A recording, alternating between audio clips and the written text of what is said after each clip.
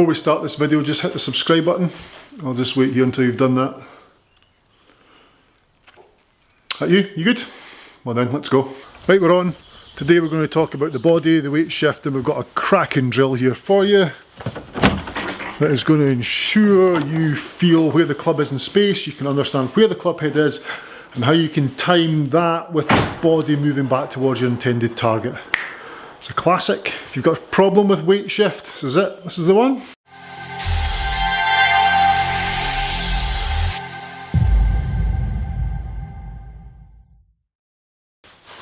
Right. So driving range still closed, so I'm not going to hit any balls today, but we're going to talk about how you can make sure you have a feeling of where the club head is at the top in relation to when the body needs to turn back towards the target. A lot of people, an awful lot of people, seem to get stuck on this back foot. There is weight transfer, there is body turn, there is side bends that are all working, which is great stuff. But we need to try and fire that body towards target a little bit earlier. We don't want to get stuck on the right foot, back foot, and pull the hands down.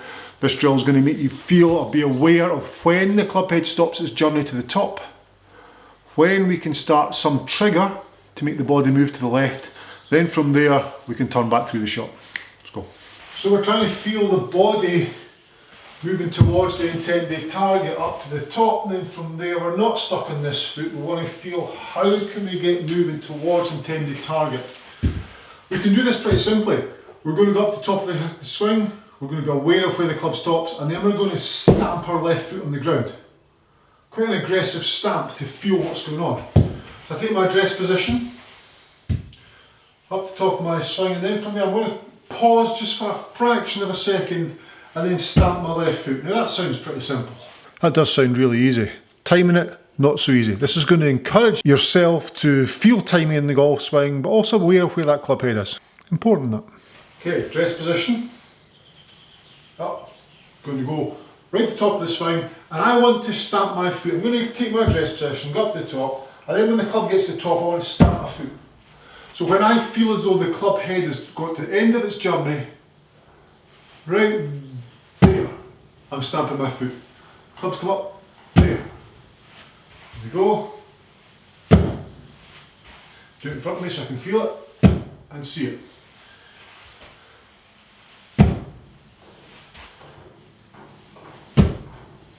So I feel as though the club's stopping and I'm stamping my foot at the same time.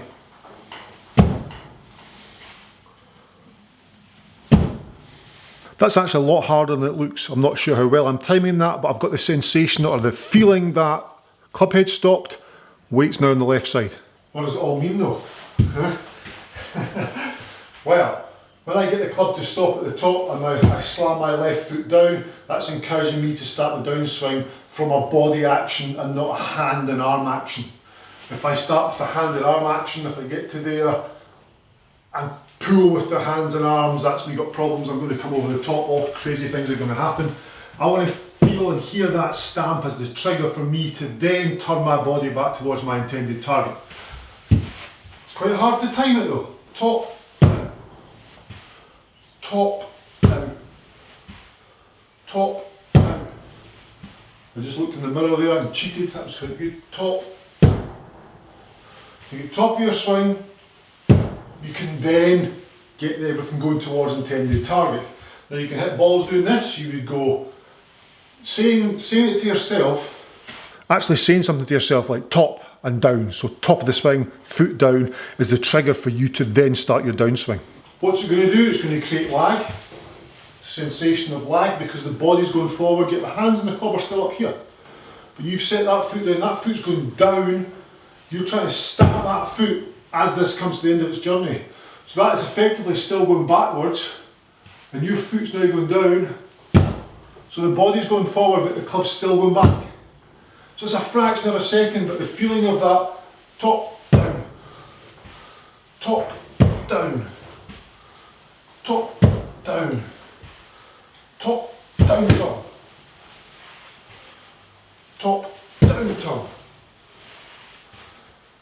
top, down, turn. Then you can start hitting golf balls, so your club's getting to the top and you're going down, then you can turn towards intended target. I'm actually standing here as if I'm going to hit a ball. That's not going to happen. There we go. Feeling that top, down turn.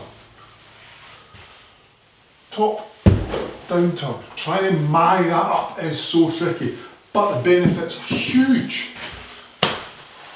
With this camera angle here, you may be able to see the top of my swing in the mirror and also my left foot doing its thing. Top, down turn. Top, down turn. Top, down turn. One-handed and slower to feel it.